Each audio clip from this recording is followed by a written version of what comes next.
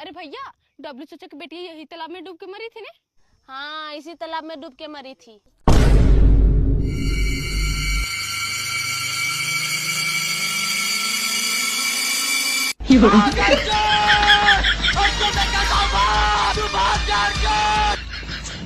तब से ये तालाब में कोई नहीं नहा।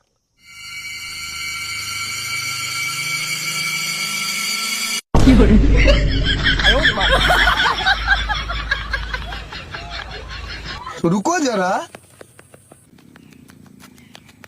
भैया, लगता है वो लड़की की आत्मा ही बोल रही थी। सही बोली, वो लड़की का आत्मा ही बोल रही थी।